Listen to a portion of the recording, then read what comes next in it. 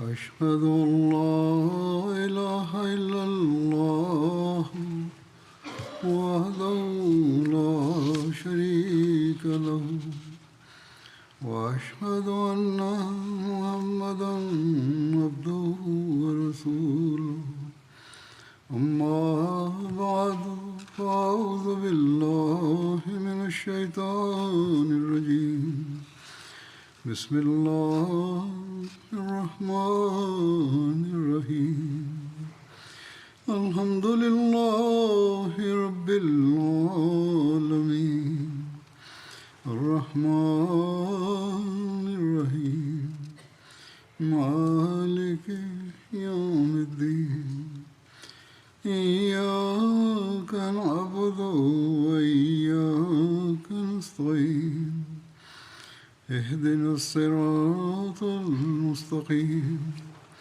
صراط الذين أنعمت عليهم غير المغضوب عليهم ولا الضالين. இன்று ஹஸ்ரத் நபிகள் நாயகம் ஸல்லல்லாஹு அலைஹி வஸல்லம் அவர்களின் காலத்தின் சில போர்ப்படைகள் பற்றி எடுத்து கூறுவேன். இது தொடர்பாக முதலில் பனு அசத் கோத்திரத்தின் தீங்கிழைத்தல் மற்றும் அபு சலமாவின் சரியா பற்றி கூறப்படும். ஹஸ்ரத் நபிகள் நாயகம் ஸல்லல்லாஹு அலைஹி வஸல்லம் அவர்கள் தாமே பங்கு பெறாமல் பிறரை போர் பணிக்காக அனுப்பி வந்ததற்கு சரியா என்று கூறப்படுகிறது. இவற்றிலும் அன்னாருடைய வாழ்க்கை வரலாற்றின் அம்சங்கள் தெளிவுபட தெரிகின்றன. அன்னாருடைய நுட்பமான அறிவு, எவ்வாறு அன்னார் முஸ்லிம்களை தற்காத்தார்கள் மற்றும் பிறருக்காகவும் பகைவர்களுக்காகவும் எவ்வளவு அனுதாபத்தை வெளிப்படுத்தினார்கள் ஆகிய அனைத்து குறித்தும் இந்த போர்ப்படைகள் மூலமாகவும் அன்னாரது அந்த அழகிய முன்மாதிரி தெளிவுபட தெரிகிறது. எவ்வாறு இருப்பினும் இந்த போர் ஹிஜ்ரி 4ஆம் ஆண்டு முஹர்ரம் மாதம் நடைபெற்றது. ஹஸ்ரத் அபு சலமா பின் அப்துல் அசத் மஹ்சூமி அவர்கள் இதை வழிநடத்தினார்கள். அபு சலமா அவர்களின் பெயர் அப்துல்லா ஆகும். குன்யத் பெயர் அபு சலமா ஆகும். இவர்களின் தாயார் பர்ரா பின் அப்துல் முத்தலிப் ஆவார்கள். இவர்கள் ஹஜ்ரத் நபிகள் நாயகம் ஸல்லல்லாஹு அலைஹி வஸல்லம் அவர்களுக்கு தந்தையின் சகோதரி வழியில் வந்த சகோதரர் ஆவார்கள். ஹஜ்ரத் ஹம்சா ரலியல்லாஹு அன்ஹு அவர்களுக்கு பால்குடி சகோதரரும் ஆவார்கள். இவர்கள் அபு லஹபின் அடிமை பெண் சுவைபாவிடம் பால் கொடுத்திருந்தார்கள். ஹஜ்ரத் உம்முல் முஃமினீன் உம்மு சலமா முதலில் இவர்களின் நிக்காவிலேயே இருந்தார்கள். ஹஜ்ரத் அபு சலமா அவர்கள் பத்ர் மற்றும் உஹுது போர்களில் கலந்து கொண்டார்கள்.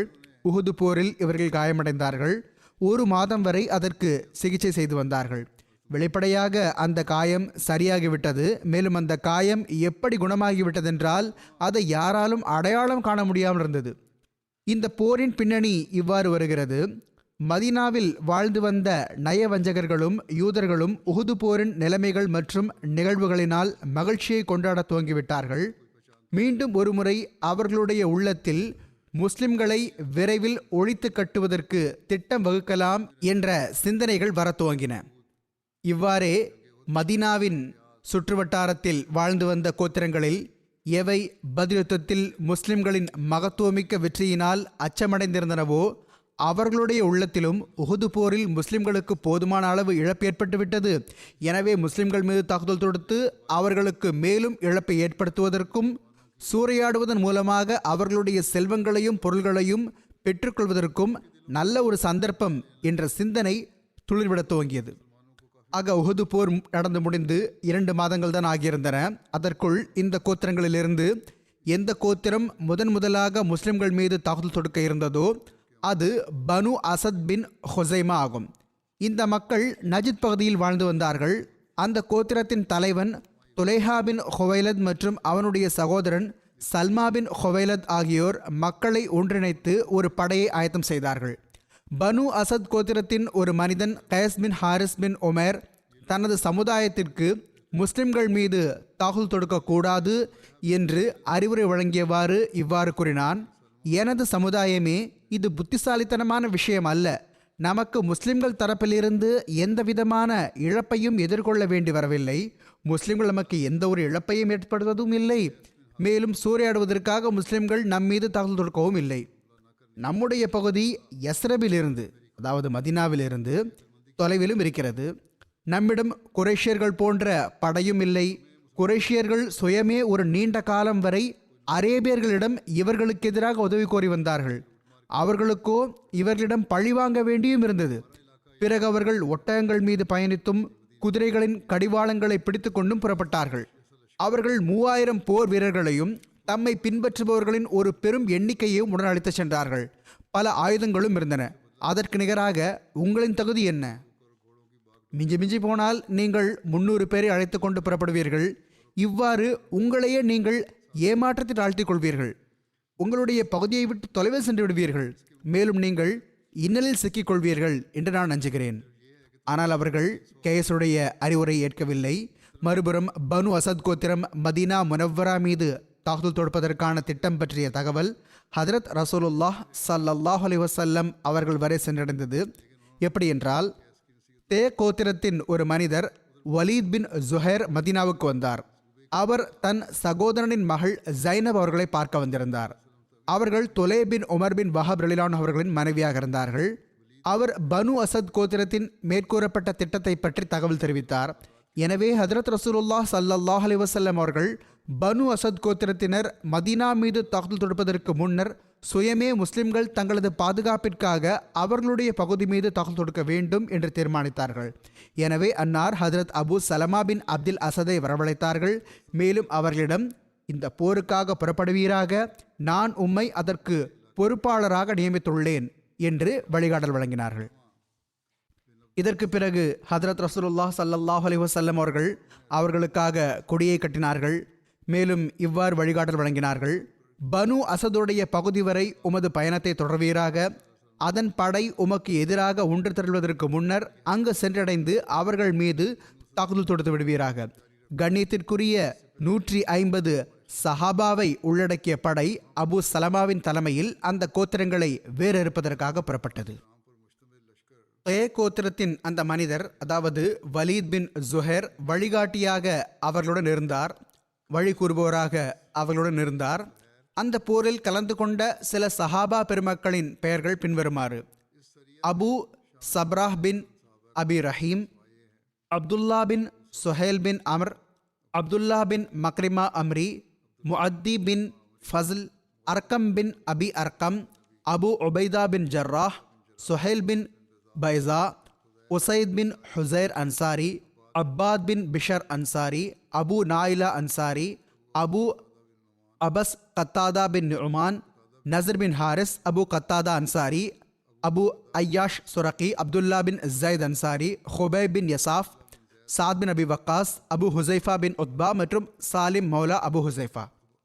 கண்ணியத்திற்குரிய சஹாபா தமது இந்த போர் திட்டத்தை மறைமுகமாக வைத்தவாறு மிக விரைவாக எதிரி வரை சென்றடைய வேண்டும் என்பதற்காக பொதுவான வழியை விட்டு விலகி வேகமாக சென்றார்கள். அவர்கள் இரவு பகலாக தொடர்ச்சியாக இந்த பயணத்தை மேற்கொண்டார்கள். ஓர் அறிவிப்புக்கு ஏற்ப பகலின் ஒரு பகுதியில் இவர்கள் மறைந்து கொள்வார்கள், இரவில் பயணம் செய்வார்கள். இவ்வாறு 4 நாள்கள் பயணத்திற்கு பிறகு இவர்கள் கதன் மலைக்கு அருகில் சென்றடைந்து விட்டார்கள். கதன் தொடர்பாக இவ்வாறு எழுதப்பட்டுள்ளது: இது ஃபைத் எனும் இடத்துக்கு அருகில் உள்ள ஒரு மலையின் பெயராகும். ஃபைத் என்பது கூஃபாவுக்கு செல்லும் வழியில் உள்ள ஒரு வழியடை தடத்தின் பெயராகும். அங்கு பனு அசத் பின் ஹுசைமாவின் நீரூற்று இருந்தது. முஸ்லிம்கள் அங்கு சென்றடைந்ததுமே தாக்குதல் தொடுத்து அவர்களுடைய கால்நடைகளை கைப்பற்றி கொண்டார்கள். மேலும் அவர்களுடைய மேய்ப்பாளர்களில் 3 பிடித்து விட்டார்கள். மற்றவர்கள் தப்பி ஓடுவதில் வெற்றி கண்டு விட்டார்கள். தப்பி ஓடியவர்கள் பனு அசதின் கூடாரத்தை சென்றடைந்து முஸ்லிம்களின் படை வந்து சேர்ந்து விட்டதையும் அவர்கள் தாக்குதல் தொடுத்தது பற்றியும் தகவல் கொடுத்தார்கள். அபு சலமாவின் படையின் எண்ணிக்கையை மிகவும் மிகைப்படுத்தி கூறினார்கள். இவ்வளவு பெரிய படை என்று அந்த மேய்ப்பாளர்களும் மிகவும் மிகைப்படுத்தி கூறினார்கள். அதனால் அவர்களுக்கு இன்னும் அதிகம் அச்சம் ஏற்பட்டு விட்டது. அதனால் பனு அசத் அச்சத்திற்குள்ளானார்கள். மேலும் முஸ்லிம்கள் திடீரென்று சென்றடைந்ததனால் எவ்வளவு திகில் உண்டானதென்றால் அவர்கள் அச்சப்பட்டு இங்கும் அங்கும் ஓடிவிட்டார்கள். ஹதரத் அபு சலமா அவர்கள் பனு அசதின் கூடாரங்களின் இடத்தை அடைந்ததும் எதிரி ஓடிவிட்டான் என்பதை கண்டதும் அவர்களை தேடி தம்முடைய தோழர்களை அனுப்பினார்கள். ஹதரத் அபு சலமா அவர்கள் அவர்களை 3 பாகங்களாக பிரித்தார்கள். ஒரு பாகம் அவர்களுடன் இருந்தது, மற்ற 2ஐயும் இருவேறு திசைகளில் அனுப்பினார்கள். அத்துடன் எதிரியை பின்தொடர்ந்தவாறு வெகு தொலைவில் சென்றுவிட வேண்டாம், எதிரியை நேருக்கு நேர் சந்திக்கவில்லை என்றால் திரும்பி வந்து இரவு என்னுடன் தங்குகள் என்று வழிகாட்டல் வழங்கினார்கள். பிரிந்துவிடக்கூடாது, ஒன்றாகவே இருங்கள் என்றும் வலியுறுத்திக்கிறார்கள். ஆனால் எதிரி பயந்து போய் எவ்வளவு வேகமாக ஓடினான் என்றால் முஸ்லிம்கள் யாரையும் நேருக்கு நேர் சந்திக்கவில்லை. ஹஜ்ரத் அபூ சலமா ரலியல்லாஹு அன்ஹு அவர்கள் எல்லா போர் செல்வங்களுடனும் மதீனாவை நோக்கி திரும்பி வரும் பயணத்தை துவங்கினார்கள். வழிகாட்டுவதற்காக உடன் சென்றிருந்தவர் அவர்களுடனே திரும்பி வந்தார். ஓரிரவு பயணத்தை கடந்த பின்னர் ஹஜ்ரத் அபூ சலமா அவர்கள் போர் செல்வத்தை பிரித்து கொடுத்தார்கள். அவர்கள் ஹஜ்ரத் ரசூலுல்லாஹ் ஸல்லல்லாஹு அலைஹி வஸல்லம் அவர்களுக்காக 5இல் ஒரு பங்கை தனியாக எடுத்து வைத்தார்கள். வழிகாட்டிய நபருக்கு அவர் மகிழ்ச்சி அடைவதற்கு ஏற்ப பொருளை வழங்கினார்கள். மேலும் மீதமிருந்த போர் செல்வங்களை சஹாபா பெருமக்கள் மத்தியில் பிரித்து கொடுத்து விட்டார்கள். ஒவ்வொரு சஹாபிக்கும் 7 ஒட்டகங்களும் பல ஆடுகளும் கிடைத்தன. இவ்வாறு மீதமிருந்த பயணத்தை கழித்தவாறு இந்த மக்கள் மகிழ்ச்சியுடன் ஏறத்தாழ 10 நாள்களுக்கு பிறகு மதீனாவுக்கு திரும்பி வந்து விட்டார்கள். ஹஜ்ரத் அபூ சலமா அவர்களின் வஃபாத் தொடர்பாக இவ்வாறு எழுதப்பட்டுள்ளது.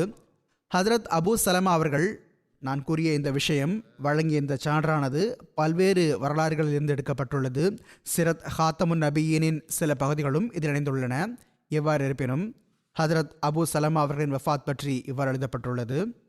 ஹஜ்ரத் அபூ சலமா அவர்கள் இந்த போருக்காக 10க்கும் சற்று அதிகமான இரவுகள் மதீனாவிலிருந்து வெளியே இருந்தார்கள். அவர்கள் மதீனாவுக்கு திரும்பிய போது உஹுது போரில் அவர்களுக்கு ஏற்பட்டிருந்த காயம் மீண்டும் புத்துயிர் பெற்றுவிட்டது. அதனால் அவர்கள் நோய்வாய்ப்பட்டு விட்டார்கள். அதே ஆண்டு ஜமாதில் ஆஹிர் மாதம் 3ஆம் நாள் வஃபாத் ஆகிவிட்டார்கள். துலைஹா பின் ஹுவைலத் எனும் பனு அசத் கோத்திரத்தின் எந்த தலைவரை பற்றி கூறப்பட்டிருந்ததோ அவர் மிகவும் வீரமான மனிதராக இருந்தார். அரபு நாட்டில் அவரை 1000 குதிரை வீரர்களுக்கு சமமாக கருதப்பட்டு வந்ததாக பிரசித்தி பெற்றிருந்தார். மேலும் இவர் மிகவும் அதிகமாக சொல்லாட்சி திறன் பெற்றிருந்தார். ஹிஜ்ரி 9ஆம் ஆண்டு பனு அசதுடைய பிரதிநிதி குழுவுடன் சேர்ந்து ஹதரத் ரசூலுல்லாஹ் ஸல்லல்லாஹு அலைஹி வஸல்லம் அவர்களின் அவைக்கு வந்தார். இவர் இஸ்லாத்தை ஏற்றிருந்தார், ஆனால் பிறகு மார்க்கத்தை விட்டு சென்று விட்டிருந்தார். மேலும் ஹதரத் ரசூலுல்லாஹ் ஸல்லல்லாஹு அலைஹி வஸல்லம் அவர்களின் வாழ்நாளிலேயே பொய் நபித்துவவாதியாக மாறி கூச்சல் குழப்பங்கள் ஏற்படுத்துவதற்கு காரணமாக அமைந்தார். கடைசியில் தோல்வியை தழுவி அரேபியாவிலிருந்து ஓடிவிட்டிருந்தார். பிறகு சிறிது காலம் கழித்து மதீனாவுக்கு வந்து ஹஜ்ரத் உமர் ரலியல்லாஹு அவர்களின் கையில் பைஅத் செய்தார். மேலும் இறுதி மூச்சு வரை இஸ்லாத்தில் உறுதியாக நிலைத்திருந்து காட்டினார். காத்சியா போர் மற்றும் இதர பல இஸ்லாமிய போர்களில் பங்கு பெற்று தமது வீரத்தின் திறமையை காட்டினார். மேலும் ஹிஜ்ரி 21ஆம் ஆண்டு ஒரு போரில் ஷஹீதாகும் தரத்தை பெற்றார். எல்லாம் வல்ல அல்லாஹ் அவருடைய முடிவை நல்லதாக ஆக்க இருந்தான். எனவே இறுதியில் அவருக்கு நல்வாய்ப்பு கிடைத்து இஸ்லாத்தை ஏற்றுக்கொண்டிருந்தார். பிறகு ஹஜ்ரத் அப்துல்லா பின் உனைஸ் ரலியல்லாஹு அன்ஹு அவர்களின் போர்படை பற்றிய குறிப்பு வருகிறது. ஹஜ்ரத் அப்துல்லா பின் உனைஸ் ஜுஹ்னி அன்சாரிகளில் பனு சலமாவின் நண்பராக இருந்தார்கள். இவர்கள் உக்பா, சானியா, பைஅத், பத்ர், உஹுத் மற்றும் ஹஜ்ரத் ரசூலுல்லாஹ் ஸல்லல்லாஹு அலைஹி வஸல்லம் அவர்கள் தாமே கலந்து கொண்ட இதர போர்களில் கலந்து கொண்டார்கள். பனு சலமாவின் சிலைகளை உடைத்தவர்கள் ஒருவராக இருந்தார்கள். ஹஜ்ரத் அப்துல்லா பின் உனைஸ் அவர்கள் சிரியாவில் ஹிஜ்ரி 54ஆம் ஆண்டு அல்லது சில அறிவிப்புகளுக்கு ஏற்ப ஹிஜ்ரி 74ஆம் ஆண்டு வஃபாத்தானார்கள். உஹுது போர் நிகழ்வுகள் மதீனாவின் அக்கம்பக்கத்து கோத்திரத்து மக்களுக்கு தெரிய வந்த போது எவர்களெல்லாம் முஸ்லிம்களை வலுவிழந்தவர்களாக கருதி அவர்கள் மீது தாக்குதல் தொடுக்க திட்டம் வகுத்தார்களோ அவர்களில் பனு லஹியான் கோத்திரத்தின் தலைவன் ஹாலித் பின் சுஃபியான் ஹஸ்லி லஹியானியும் இருந்தான். சில அறிவிப்புகளில் அவன் பெயர் சுஃபியான் பின் ஹாலித் என்று உள்ளது. எவ்வாறு இருப்பினும் அவன், முஸ்லிம்களுக்கு இப்பொழுதுதான் உஹது போரில் இழப்பு ஏற்பட்டுள்ளது, எனவே ஏன் அவர்களின் வலுவின்மையிலிருந்து பயனடைந்து அவர்கள் மீது தாக்குதல் தொடுக்கக்கூடாது, மதீனாவில் சூறையாடி அதில் நமது ஆதிக்கத்தை நிலைநாட்டக்கூடாது என்று நினைத்தான். அந்த மனிதனுடைய உள்ளத்தில் இஸ்லாத்தின் மீதான பகைமை மிகுதியாக நிறைந்திருந்தது. மிகவும் ஆணவம் கொண்டவனாக இருந்தான்.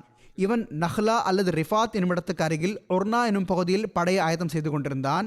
இவன் தனது சமுதாயத்தின் போர் வீரர்களையும் அக்கம்பக்கத்து மக்களையும் முஸ்லிம்களுக்கு எதிராக ஒன்று திரட்டுவதற்கான திட்டத்தை உருவாக்கி வைத்திருந்தான். பல்வேறு கோத்திரங்களைச் சேர்ந்த பல மக்கள் இவனிடம் ஒன்று கூடியும் விட்டிருந்தார்கள். சுஃபியான் பின் ஹாலித் மதீனாவின் மீது தாக்குதல் தொடுப்பதற்காக ஒரு படையை திரட்டியிருக்கிறான் என்பது ஹஜ்ரத் ரசூலுல்லாஹ் ஸல்லல்லாஹு அலைஹி வஸல்லம் அவர்களுக்கு தெரிய வந்த போது அன்னார் தனித்துவம் வாய்ந்த நுட்பமான இந்த ஒரு போர் தீர்மானம் எடுத்தார்கள். ஒரு படையை ஆயத்தம் செய்து சுஃபியானை எதிர்த்து போரிட அனுப்பி வைத்து இரண்டு பக்கமும் ரத்தம் சிந்துவதற்கு பதிலாக நுட்பமான செயலால் அந்த கிளர்ச்சி படையை ஆயத்தம் செய்தவனையே, துவக்கி வைத்தவனையே கொன்று விடுவது அதிகம் பொருத்தமாக இருக்கும். எனவே ஹதரத் ரசூலுல்லாஹ் ஸல்லல்லாஹு அலைஹி வஸல்லம் அவர்கள் இந்த பயங்கரமான அதே தருணத்தில் முக்கியமான நடவடிக்கைக்காக தம்முடைய வீரமிக்க ஒரு சஹாபி ஹதரத் அப்துல்லா பின் உனைஸ் ரலியல்லாஹு அன்ஹு அவர்களை தேர்ந்தெடுத்தார்கள். ஹதரத் ரசூலுல்லாஹ் ஸல்லல்லாஹு அலைஹி வஸல்லம் அவர்கள் ஹதரத் அப்துல்லா பின் உனைஸ் அவர்களை அழைத்து அவர்களுக்கு சுஃபியான் பின் ஹாலிதின் சதித்திட்டத்தின் முழு விவரத்தையும் கூறினார்கள். மேலும் அமைதியாக சென்று அவனை கொன்று விடுவீராக என்று கூறினார்கள்.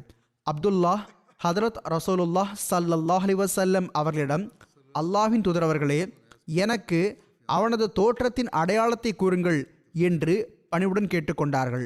அன்னார், நீர் அவனை பார்க்கும்போது உமக்கு திகில் ஏற்படும், அவனை பார்த்தவுடனேயே உமக்கு ஷைத்தான் நினைவுக்கு வந்து விடுவான் என்று கூறினார்கள். அப்துல்லா அவர்கள், அல்லாஹ்வின் தூதர் அவர்களே, நான் ஒருபோதும் யாரை கண்டும் அஞ்சியதில்லையே என்று பணிவுடன் கூறினார்கள். அன்னார், சரிதான், ஆனால் அவனை பார்த்து நீர் அச்சமடைந்து போவீர் என்று கூறினார்கள். எனவே ஹிஜ்ரி 4ஆம் ஆண்டு முஹர்ரம் 5ஆம் நாள் இவர்கள் தனியாகவே இந்த துணிச்சலான பணிக்காக புறப்பட்டு விட்டார்கள்.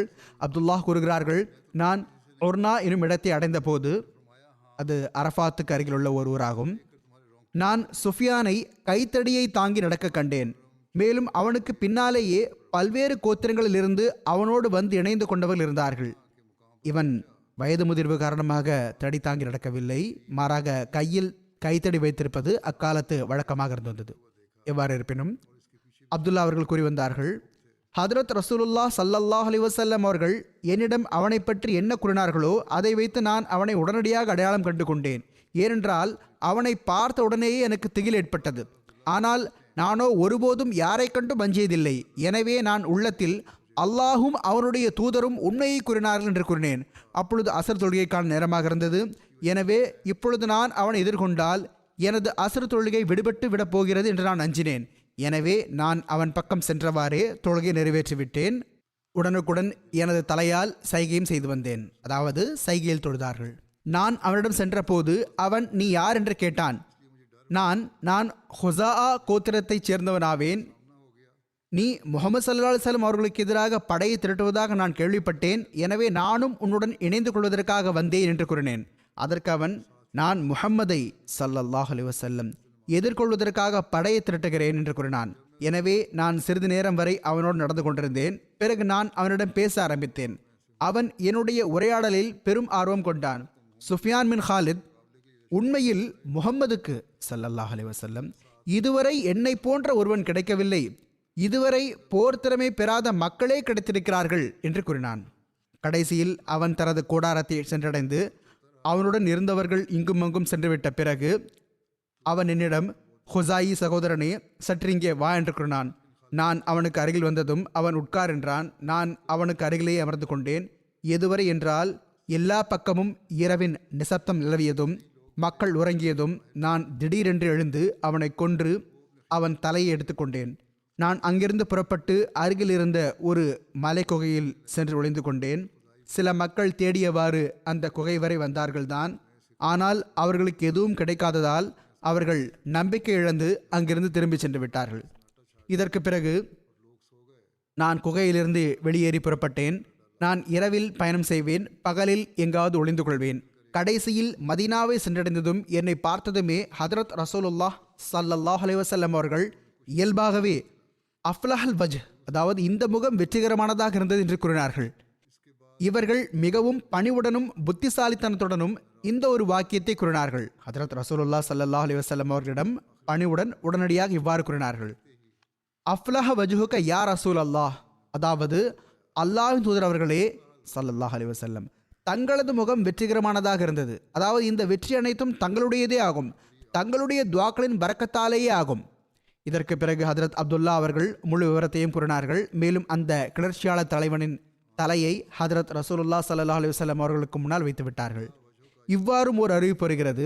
ஹதரத் ரசூலுல்லாஹ் ஸல்லல்லாஹு அலைஹி வஸல்லம் அவர்கள் ஹதரத் அப்துல்லா பின் உனைஸ் அவர்கள் வருவதற்கு முன்பே சுஃபியான் பின் ஹாலித் கொல்லப்பட்ட செய்தியை தெரிவித்து விட்டிருந்தார்கள்.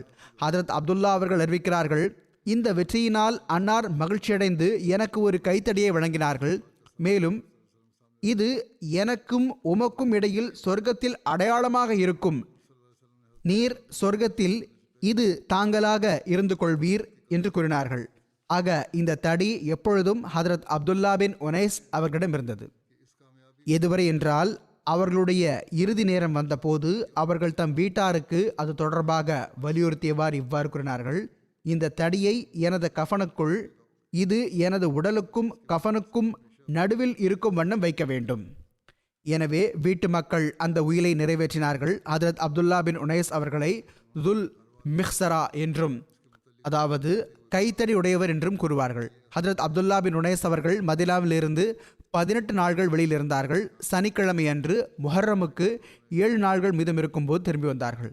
ஹதரத் மிர்சா பஷீர் அஹமத் சாஹிப் அவர்கள் ஹிஜ்ரி 4ஆம் ஆண்டு முஹர்ரம் மாதத்தில் இந்த போர் நடந்ததாக இந்த விவரத்தை எடுத்துரைத்தவாறு இவ்வாறு எழுதியுள்ளார்கள்: குரேஷியர்களின் ஆத்திரமூட்டல் மற்றும் உஹது போரில் முஸ்லிம்களுக்கு ஏற்பட்ட தற்காலிக தோல்வி இப்பொழுது மிகவும் வேகத்துடன் தனது பயங்கரமான விளைவுகளை ஏற்படுத்துகிறது. எனவே பனு அசத் மதீனாவின் மீது தாக்குதல் தொடுப்பதற்கு ஆயத்தம் மேற்கொண்டிருந்த அதே நாள்களில் ஹதரத் ரசூலுல்லாஹ் ஸல்லல்லாஹு அலைஹி வஸல்லம் அவர்களுக்கு பனு லஹ்யான் கோத்திரத்தின் மக்கள் தங்களுடைய தலைவன் சுஃபியான் பின் ஹாலிதின் தூண்டுதலினால் மக்காவுக்கு அருகில் இருந்த ஓர் இடமான தங்களது ஊர் ஒர்னாவில் மிக பெரும் படையை திரட்டுகிறார்கள் என்றும் மதீனாவின் மீது தாக்குதல் தொடுப்பதுதான் அவர்களுடைய எண்ணம் என்றும் தகவல் கிடைத்தது. ஹதரத் ரசூலுல்லாஹ் ஸல்லல்லாஹு அலைஹி வஸல்லம் அவர்கள் மிகவும் அதிகமாக சந்தர்ப்பம் அறிந்தவர்களாகவும் அரேபியாவின் பல்வேறு கோத்திரங்களின் நிலைமை மற்றும் அந்த தலைவர்களின் ஆற்றல் மற்றும் செல்வாக்கு பற்றி மிக நன்றாக அறிந்து வைத்தவர்களாகவும் இருந்தார்கள். அன்னார் இந்த செய்தி கிடைத்தவுடனேயே இந்த அனைத்து தீங்கிழைத்தலும் குழப்பம் விளைவித்தலும் பனு லஹ்யானுடைய தலைவன் சுஃபியான் பின் ஹாலிதுடையதாகும் என்பதையும், அவன் நடுவில் இல்லாமல் போனால் பனு லஹ்யான் மதீனாவின் மீது தாக்குதல் தொடுப்பதற்கு துணிச்சல் கொள்ள முடியாது என்பதையும் புரிந்து கொண்டார்கள். மேலும் சுஃபியானை தவிர அந்த கோத்திரத்தில் தற்பொழுது இது போன்ற திட்டத்திற்கு தலைவனாகக்கூடிய செல்வாக்கு பெற்ற மனிதன் யாரும் இல்லை என்பதையும் அன்னார் அறிந்திருந்தார்கள். எனவே பனு லஹ்யானுக்கு எதிராக ஏதாவது ஒரு படைக்குழு அனுப்பப்பட்டால் ஏழை முஸ்லிம்களுக்கு அது துன்பத்திற்கு காரணமாக அமைவது மட்டுமின்றி இந்த வழிமுறை நாட்டில் அதிகம் இரத்தம் சிந்துவதற்கான கதவை திறந்து விடுவதற்கான சாத்தியம் உள்ளது என்று ஹுசூர் ஸல்லல்லாஹு அலைஹி வஸல்லம் அவர்கள் கருதினார்கள். யாராவது ஒருவர் செல்ல வேண்டும், மேலும் சந்தர்ப்பம் பார்த்து இந்த குழப்பத்தை தோற்றுவித்தவனான இந்த தீங்கின் வேறான சுஃபியான் பின் ஹாலிதை கொன்றுவிட வேண்டும் என்று முடிவெடுத்தார்கள். எனவே அன்னார் இந்த நோக்கத்திற்காக ஹசரத் அப்துல்லா பின் உனைஸ் அன்சாரி அவர்களை அனுப்பி வைத்தார்கள். அப்துல்லா அவர்கள் ஒருபோதும் சுஃபியானை கண்டதில்லை என்பதனால் அன்னார் தாமே அவர்களுக்கு சுஃபியானின் புறத்தோற்றம் முழுவதையும் புரிய வைத்து விட்டார்கள். மேலும் இறுதியில் கூறினார்கள்: எச்சரிக்கையாக இருப்பீராக, சுஃபியான் ஷைத்தானின் ஒரு மொத்த உருவமாவான். எனவே ஹதரத் அப்துல்லா பின் உனைஸ் அவர்கள் மிகவும் எச்சரிக்கையுடன் பனு லஹ்யானின் முகாமை சென்றடைந்தார்கள். அந்த மக்கள் உண்மையிலேயே மதீனாவின் மீது தாக்குதல் தொடுப்பதற்கான ஆயத்தத்தில் மிகவும் மும்முரமாக ஈடுபட்டிருந்தார்கள். மேலும் இரவு நேரத்தில் சந்தர்ப்பம் பார்த்து சுஃபியானுக்கு முடிவு கட்டிவிட்டார்கள். பனு லஹ்யானுக்கு இது தெரிய வந்த போது அவர்கள் அப்துல்லா அவர்களை பின்தொடர்ந்தார்கள். ஆனால் அவர்கள் ஒளிந்து மறைந்து தப்பி ஓடி வந்து விட்டார்கள். ஹதரத் ரசூலுல்லாஹ் ஸல்லல்லாஹு அலைஹி வஸல்லம் அவர்களுக்கு முன்னால் ஹதரத் அப்துல்லா பின் உனைஸ் அவர்கள் வந்தபோது அன்னார் அவர்களது முகத்தை பார்த்தே வெற்றி பெற்று வந்துள்ளார்கள் என்பதை அடையாளம் கண்டு கொண்டார்கள். எனவே அன்னார் அவர்களை பார்த்தவுடனேயே அஃப்லஹல் வஜ் என்று கூறினார்கள். அதாவது இந்த முகமோ வெற்றி பெற்றதாக தென்படுகிறது. அப்துல்லா அவர்கள் பணிவுடன் கூறினார்கள். மேலும் பணிவுடன் என்னை அருமையாக கூறினார்கள். பாருங்கள், அஃப்லஹ வஜ்ஹுக யா ரசூல் அல்லாஹ், அதாவது யா ரசூல் அல்லாஹ் ஸல்லல்லாஹு அலைஹி வஸல்லம், எல்லா வெற்றிகளும் தங்களுடையவையே ஆகும். அப்பொழுது ஹதரத் ரசூலுல்லாஹ் ஸல்லல்லாஹு அலைஹி வஸல்லம் அவர்கள் தம்முடைய கைத்தடியை அப்துல்லா அவர்களுக்கு பரிசாக வழங்கினார்கள். மேலும் இந்த தடி உமக்கு சொர்க்கத்தில் கைதாங்கிக் கொள்ள உதவும் என்று கூறினார்கள். அப்துல்லா அவர்கள் இந்த தடியை மிகவும் அன்போடும் களப்பற்ற தன்மையோடும் தம்மிடம் வைத்திருந்தார்கள். மரணிக்கும் போது அதை அவர்களுடனேயே புதைத்துவிட வேண்டும் என்று வலியுறுத்தி கூறினார்கள். எனவே இவ்வாறே செய்யப்பட்டது. ஹதரத் ரசூலுல்லாஹ் ஸல்லல்லாஹு அலைஹி வஸல்லம் அவர்கள் சுஃபியான் பின் ஹாலிதின் குழப்பம் ஏற்படுத்துதலை மிகவும் பயங்கரமானதாக கருதி வந்தார்கள் என்பதும், அவனை கொல்வதை பொது அமைதி ஏற்படுவதற்கு ஒரு கருணையின் காரணியாக கருதி வந்தார்கள் என்பதும், அப்துல்லா அவர்கள் வெற்றி பெற்று திரும்பிய போது அன்னார் வெளிப்படுத்திய அந்த மகிழ்ச்சி மற்றும் அவர்களுக்கு அசாதாரணமான முறையில் வழங்கிய பரிசு ஆகியவற்றிலிருந்து தெரிய வருகிறது. இஸ்லாத்தின் பகைவர்கள், எதிரிகள் ஹதரத் ரசூலுல்லாஹ் ஸல்லல்லாஹு அலைஹி வஸல்லம் அவர்கள் அமைதியை சீர்குலைத்தார்கள் என்றும் மனித உயிர்களை கொல்லச் செய்தார்கள் என்றும் அன்னார் மீது பழி சுமத்துகிறார்கள். நஅூது பில்லாஹ். அவ்வாறு கூறுவதிலிருந்தும் நாம் அல்லாஹ்விடம் பாதுகாப்பு தேடுகிறோம். அன்னார் மனித உயிர்களை கருத்தில் கொண்டதன் நிலையோ இதுவாகும். அதாவது எதிரி கோத்திரங்களின் மக்களின் உயிரை காப்பாற்றுவதற்காக அவர்களின் மற்ற மக்கள் தப்பித்துக் கொள்ளும் பொருட்டு ஓர் உயிரை கொல்வது சிறந்ததாகும் என்ற சாதுரியமான செயலை மேற்கொண்டார்கள். இது மனித அனுதாபத்தின் உச்சகட்டமாகும். இன்றைய காலத்தின் பெயர் தாங்கி உலகத்தினர் சில மக்களை கொல்வதை சாக்குப்போக்காக கூறிக்கொண்டு அப்பாவி குழந்தைகள், பெண்கள் மற்றும் முதியவர்களை கொலை செய்கிறார்கள். மேலும் இதுவோ போரில் நடக்கத்தான் செய்யும் என்று கூறுகிறார்கள். அதுவும் மிகவும் துணிச்சலுடன் கூறுகிறார்கள். ஹதரத் ரசூலுல்லாஹி ஸல்லல்லாஹு அலைஹி வஸல்லம் அவர்களோ எந்த ஒரு குழந்தையையும், முதியவரையும், பெண்ணையும், நேரடியாக போரில் ஈடுபட்டிருக்காத மத ரீதியான எந்த நபரையும் கொல்லக்கூடாது என்று முறையாக போரிலும் கட்டளை பிறப்பித்து வந்தார்கள். ஆக இதுதான் முஹம்மது ஸல்லல்லாஹு அலைஹி வஸல்லம் அவர்கள் மற்றும் இஸ்லாமிய போதனையின் அழகிய முன்மாதிரியாகும். இப்பொழுது ரஜீஹ் போர் பற்றி கூறுவேன். அதன் விவரம் நீளமானது என்பதால் இன்று சில பகுதியை எடுத்து வைப்பேன். இந்த போர் அதன் அமீர் மர்சத் பின் அபி மர்சதின் காரணத்தினால் மர்சத் பின் அபி மர்சத் போர் என்றும் அழைக்கப்படுகிறது. ஆனால் ரஜீஹ் என்ற பெயரே அதிகம் பிரசித்தி பெற்றது. ரஜீஹ் என்பது பனு ஹுசைலுடைய ஒரு நீரூற்றாக இருந்தது. அது ஹஜ்ஜாஸில் உள்ளது. அதன் தற்போதைய பெயர் பத்தியா ஆகும். அது கண்ணியத்திற்குரிய மக்காவிலிருந்து 70 கிலோமீட்டர் பயண தொலைவில் தெற்கில் அமைந்துள்ளது. அந்த போர் ஹிஜ்ரி 4ஆம் ஆண்டு சஃபர் மாதம் ரஜீஹ் பக்கம் முன்வந்தது. இப்னு இஸ்ஹாக் மற்றும் இப்னு ஹிஷாம் ஆகியோரின் கருத்துப்படி இந்த போர் உஹுது போருக்கு பிறகு 3ஆவது ஆண்டில் நடைபெற்றது. புகாரியின் விளக்கவுரையான ஃபத்ஹுல் பாரி மற்றும் மவாஹிப் ஆகியவற்றில் 3ஆம் ஆண்டின் இறுதியில் இது நடந்தது என்று எழுதப்பட்டுள்ளது. நம்முடைய ரிசர்ச் செல் ரஜீஹ் போர் தொடர்பாக ஒரு குறிப்பை கொடுத்துள்ளார்கள். அது இது தொடர்பாக கவனம் செலுத்த வேண்டியதாகும். அதாவது இதில் சில தேதிகள் மாறுபடுகின்றன. எவ்வாறு இருப்பினும் ஆய்வு செய்யக்கூடிய மக்களுக்கு பலனளிக்கலாம்.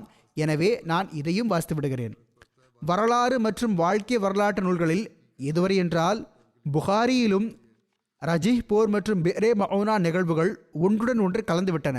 வாழ்க்கை வரலாற்றின் ஆசிரியர்கள் சிலர் இதன் பக்கம் கவனமூட்டியும் உள்ளார்கள். அதில் இந்த ஒரு பிழையும் ஏற்பட்டுள்ளது. அதாவது பெரும்பாலான வாழ்க்கை வரலாற்றின் ஆசிரியர்கள் ரஜீஹ் போரின் தேதியை ஹிஜ்ரி 4ஆம் ஆண்டு சஃபர் மாதம் என்று எழுதுகிறார்கள். மேலும் அதன் விவரம் இவ்வாறு எடுத்துரைக்கப்படுகிறது.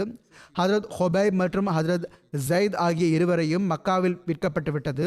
ஆனால் கண்ணியத்திற்குரிய மாதங்கள் துவங்கிவிட்டதனால் மக்கத்தினர் அவர்களை சிறைவாசத்தில் வைத்திருந்தார்கள். கண்ணியத்திற்குரிய மாதங்கள் முடிவடைந்தவுடன் அவர்கள் இருவரையும் கொன்றுவிட்டார்கள். இதை பெரும்பாலான வாழ்க்கை வரலாற்று ஆசிரியர்கள் எடுத்துரைக்கிறார்கள். ஆனால் கவனம் செலுத்தும் போது என்ன கேள்வி எழுகிறது என்றால், கண்ணியத்திற்குரிய மாதங்கள் 4 ஆகும்.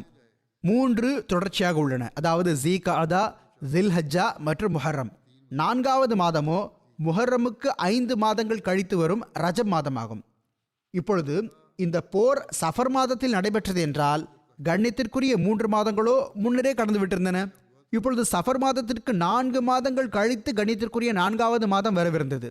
எனவே இந்த போரை ஹிஜ்ரி 4ஆம் ஆண்டு சஃபர் மாதத்தில் நடைபெற்றதாக ஏற்றுக்கொண்டால் பிறகு கண்ணியத்திற்குரிய மாதங்கள் துவங்கிவிட்டிருந்தன என்று கூறுவது அறிவுக்கு புறம்பானதாகும். பிறகு அதே போன்று கண்ணியத்திற்குரிய மாதங்கள் இல்லவே இல்லாத போது இவர்கள் இருவரையும் நீண்ட காலம் சிறையில் வைப்பதற்கு எந்த நியாயமான காரணமும் இல்லை. இவர்களை மிக விரைவில் கொன்று தமது பழிவாங்கும் நெருப்பை தணித்து கொள்ள விரும்பிய மக்கத்தினருக்கு தேவையில்லாமல் இவர்களை நீண்ட காலம் சிறைப்பிடித்து வைத்து உணவு மற்றும் பாதுகாப்பு பொறுப்புக்கான சுமையை தம் தலை மீது எடுத்துக்கொள்ளும் அவசியம் என்ன வந்தது? எந்த வாழ்க்கை வரலாற்று ஆசிரியர்கள் மற்றும் வரலாற்று ஆசிரியர்கள் இதை ஹிஜ்ரி 4ஆம் ஆண்டு சஃபர் மாதம் நடைபெற்றதாக எடுத்துரைத்திருக்கிறார்களோ அவர்கள் இந்த கேள்விகள் எழுப்பவில்லை. நம்முன் 2 வழிகளில் ஒரு வழி இருக்கிறது. ஒன்று, கண்ணியத்திற்குரிய மாதங்கள் என்ற விஷயமும் அவர்கள் இருவரும் ஒரு நீண்ட காலம் வரை சிறையில் இருந்த விஷயமும் சரியானதல்ல என்று கூற வேண்டும். அல்லது நாம் இவ்வாறு கூற வேண்டும், அறிவிப்புகள் அனைத்துமே சரியானவைதான். கண்ணியத்திற்குரிய மாதங்களும் துவங்கிவிட்டிருந்தன. ஒரு நீண்ட காலம் வரை சிறைபிடிக்கப்பட்டும் இருந்தார்கள். ஆனால் இந்த நிலையில் பெரும்பாலான வரலாற்று ஆசிரியர்கள் மற்றும் வாழ்க்கை வரலாற்று ஆசிரியர்களுக்கு இந்த போரின் தேதியை பாதுகாத்து வைப்பதில் பிழை ஏற்பட்டுள்ளது என்பதை ஏற்றுக்கொள்ள வேண்டி வரும். மேலும் குறைவாக உள்ள அந்த வரலாற்று ஆசிரியர்களின் கூற்று முன்னுரிமை வழங்கத்தக்கதாகும். அவர்கள் இதை கூறுகிறார்கள், அவர்களை மக்காவில் விற்கப்பட்ட போது அப்பொழுது கண்ணியத்திற்குரிய மாதம் அதாவது ஜீகாதா துவங்கிவிட்டிருந்தது.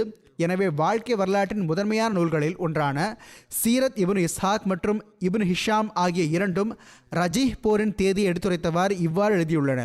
இந்த போர் உஹுது போருக்கு பிறகு ஹிஜ்ரி 3ஆம் ஆண்டு நடைபெற்றது. மேலும் புகாரியின் ஒரு பிரசித்தி பெற்ற மற்றும் சான்று பெற்ற விளக்க உரை அளிப்பவர் இப்னு ஹஜர் ஃபத்ஹுல் பாரியில் இது தொடர்பாக இதை கூறுகிறார்கள்.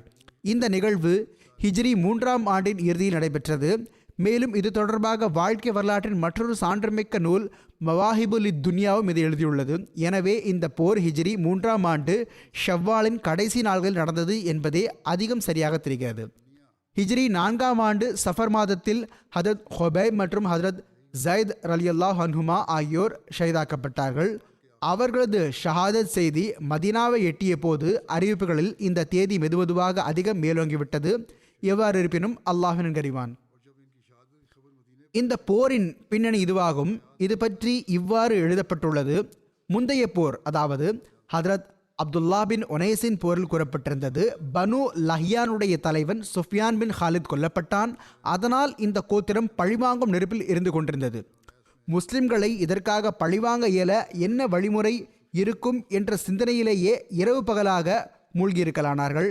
எனவே இந்த கோத்திரத்தின் சில மக்கள் அசில் மற்றும் காரா கோத்திரத்திடம் வந்தார்கள். இந்த மக்கள் அம்பு எறிவதில் மிகவும் திறமைப்படுத்தவர்களாக இருந்தார்கள். அசில் கோத்திரம் பனு ஹோன் பின் ஹுசைமாவின் ஒரு கிளை கோத்திரமாக இருந்தது. அது அசில் பின் தேஷை சேர்ந்ததாக இருந்தது. காரா கோத்திரமும் ஹோனுடைய ஒரு கிளை கோத்திரமாக இருந்தது. அது தேஷை சேர்ந்ததாக இருந்தது. பனு லஹ்யான் கோத்திரம் அவர்களிடம் கூறியது, நீங்கள் எல்லாம் மதினாவுக்கு முஹம்மது ஸல்லல்லாஹு அலைஹி வஸல்லம் அவர்களிடம் செல்லுங்கள். அவர்கள் உங்களுடைய கோத்திரத்தில் இஸ்லாத்தின் பால் அழைப்பு விடுத்தல் மற்றும் தப்லீக் பணியை செய்வதற்காக தம்முடைய சில மக்களை உங்களுடன் அனுப்பி வைக்குமாறு கேட்டுக்கொள்ளுங்கள்.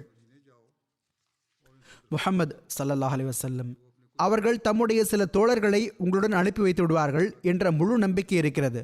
முஹம்மது ஸல்லல்லாஹு அலைஹி வஸல்லம் அவர்களின் தோழர்கள் உங்களுடன் வரும்போது நாங்கள் அவர்களையும் மக்காவின் குறைஷியர்களின் கையில் விட்டுவிடுவோம். அதற்கு பகரமாக நமக்கு மாபெரும் தொகை கிடைத்துவிடும்.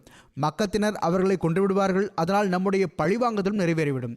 மேலும் அந்த பொருட்செல்வத்திலிருந்து உங்களுக்கும் நாங்கள் ஒரு பகுதியை வழங்குவோம்.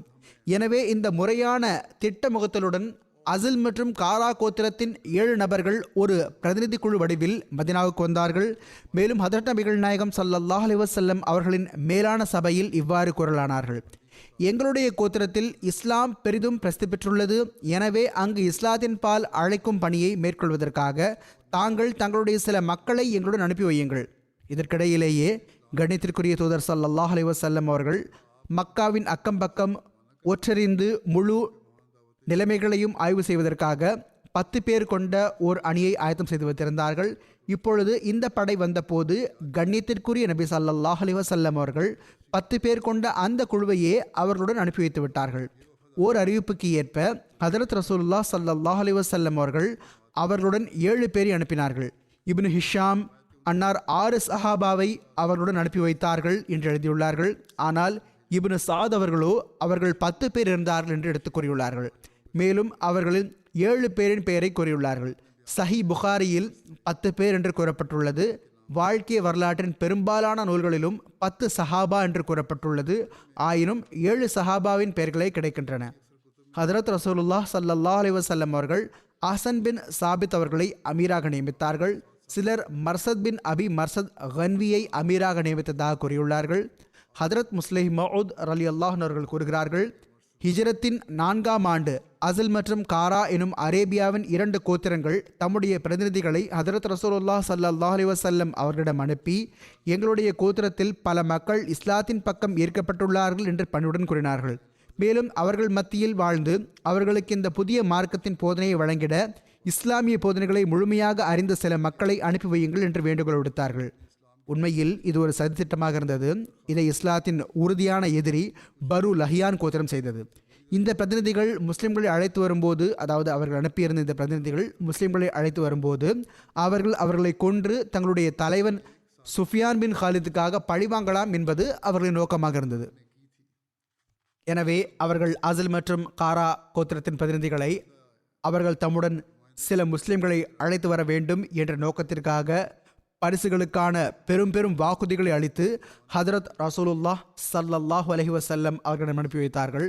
அசில் மற்றும் காரா மக்கள் ஹதரத் ரசூலுல்லாஹ் ஸல்லல்லாஹு அலைஹி வஸல்லம் அவர்களை அடைந்து வேண்டுகோள் விடுத்த போது அன்னார் அவர்களுடைய பேச்சில் நம்பிக்கை வைத்து அவர்களுக்கு இஸ்லாத்தின் கொள்கைகள் மற்றும் கோட்பாடுகள் பற்றிய போதனையை வழங்குவதற்காக 10 முஸ்லிம்களை அவர்களுடன் அனுப்பி வைத்தார்கள்.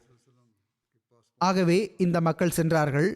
பிறகு அடுத்துள்ள நிகழ்வுகளை இனி எடுத்துரைப்பேன் இன்ஷா அல்லாஹ். இன்று நான் மீண்டும் ஏமன் நாட்டின் இறைவழியில் சிறை சென்றவர்களுக்காக குறிப்பாக துஆவுக்காக கூற விரும்புகிறேன். குறிப்பாக அங்கு லஜ்னா தலைவியாகவும் இருக்கும் அந்த பெண்மணிக்காக துஆவுக்காக கூற விரும்புகிறேன். இவர்களை மிகவும் சிரமத்தில் வைத்துள்ளார்கள், சிறைவாசத்தில் வைத்துள்ளார்கள். மேலும் அவர்களுடைய பேச்சை கேட்க ஆயத்தமாக இல்லாத இன்னும் சிலரையும் கைதிகளாக ஆக்கி வைத்துள்ளார்கள். அவர்களுக்காக குறிப்பாக துஆ செய்யுங்கள். எல்லாம் வல்ல அல்லாஹ் அவர்கள் விடுதலையாவதற்கான ஏற்பாட்டை செய்திருவானாக. பாகிஸ்தானில் இறைவழியில் சிறை சென்றவர்களின் விடுதலைக்காகவும் துஆ செய்யுங்கள். பாலஸ்தீனத்து மக்களுக்காகவும் துஆ செய்து கொண்டே இருங்கள். அவர்களுடைய நிலைமையும் சீரடைவதாக தெரிந்து மீண்டும் சீர்கெட்டு விடுகின்றது. இஸ்ரேல் அரசு இருமாப்புடன் செயல்படுகிறது. எல்லாம் வல்ல அல்லாஹ் அவர்களுக்கு அவர்களது அநீதியிலிருந்து விரைவில் விடுதலை வழங்குவானாக. முஸ்லிம்களுக்கும் தங்களுடைய உரிமையை நிறைவேற்றுவதற்கு நல்வாய்ப்பு வழங்குவானாக.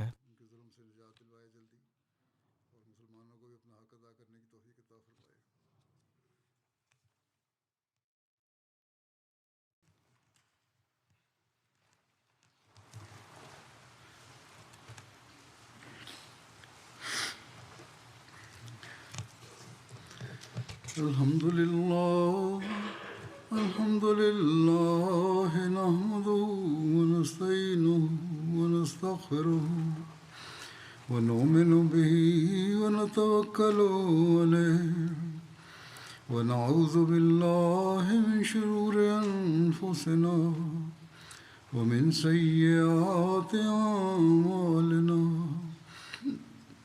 من يهده الله فلا مضل له ومن يضلل فلا هادي له ونشهد أن لا إله إلا الله ونشهد أن محمدا عبده ورسوله عباد الله رحمكم الله إن الله يأمر بالعدل والإحسان وإيتاء ذي القربى وينهى عن الفحشاء والمنكر والبغي يعظكم لعلكم تذكرون اذكروا الله يذكركم وادعوه يستجب لكم ولذكر الله